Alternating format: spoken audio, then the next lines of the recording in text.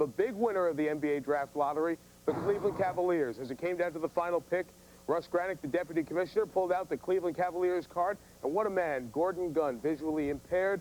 The owner of this team, he's given so much to the Cleveland area over the year, and there he holds the LeBron James jersey. They've made it very clear that the high school phenom from 40 miles down the road in Akron would be their #1 pick, and LeBron James joins us live from Akron, Ohio. Did you want Cleveland to have the #1 pick, thus you could stay home, LeBron? Yeah, I think it's going to be great for me. You know, also for my family that they ain't got to travel across the country to come watch me play. And, you know, growing up, you know, watching the Cavs was great, you know, because it was during the Jordan era. And I think it's going to be great to get to know some teammates, and hopefully we can get better. How well do you know those guys? How many Cavs games did you go to this year? I went to quite a few. I know those guys really well, and you know, I just hope that they accept me as a basketball player and as a person. You know, I'm just trying to come in and just try to contribute as best as I can.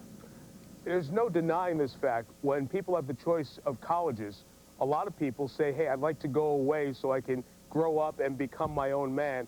In this case, as you make the step out of high school, you're not going to be going away from home. Is that going to make the adjustment more difficult for you? Well, I don't think so because, you know, growing up, I traveled a lot because of AAU basketball. And, you know, I traveled a lot this year also in my high school team. So traveling is nothing, you know, nothing big for me. I just think that I'm just really excited about being a Cleveland Cavalier. You signed a deal officially today with Nike, $90 million endorsement deal, it's been reported. How does a guy like you, who hasn't turned 20 yet, and won't for a little bit here, sit there and hit the pillow tonight knowing that you have as much money as you would ever want the rest of your life, yet you still have to be motivated to perform on the basketball court? Well, I just, you know, I'm out there doing the things that I love to do, and that's play the game of basketball. That's what's going to motivate me, and playing against great competition every night in and night out is going to be great. And to choose Nike, it's going to be real great to meet them people, and I'm joined by my fellow friend Carmelo Anthony also that's going to be there with me. You know, LeBron, you're not even in the league yet. You haven't had high school graduation. You're handling the segue for the TV guy. Good job. Carmelo Anthony is in his home in Baltimore, and Carmelo Anthony is going to join us on a three-way here as we speak to him. Carmelo, your reaction to what's going on with LeBron, his opportunity to stay at home there in Ohio? Well, I'm just saying I understand that the Cleveland Cavaliers got the #1 pick, so I'm assuming that they're going to take him, but I mean, we going to see on June 26th. At the NBA draft, which we'll have on ESPN.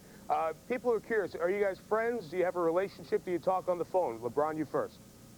Well, you know, me and Carmelo, we met a couple years back, and from right then and there, we became friends because I just think when two good players just stick together as being friendships off the court, I think it makes it a lot more better. And I'm really excited about what Carmelo did for his team this year, and hopefully he's excited about what we're about to get ourselves into on the endorsement side and on the basketball side. Carmelo, do you and LeBron speak tonight after the lottery was done?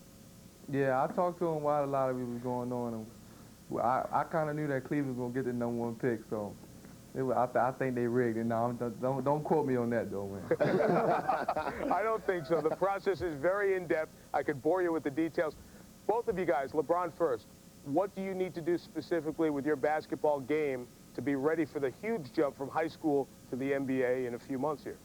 I just think the adjustment for me is just adjusting from 27 games to 82 games. I think physically and mentally I'm be ready, and my coaches and teammates is going to help me down that line. I just think that the adjustment from traveling and from 27 games to 82 games is going to be real big.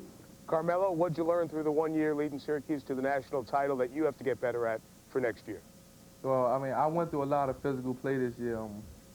I learned that basketball, this game is going to get more physical as I move on in my career. I just got to get ready to get my conditioning up and get my strength up. Just tighten up my whole game all around. Well, guys, I know it's been a long day. We appreciate your time, and we'll be seeing you in New York at the draft next month. Thank you. All right, thank you, Mike.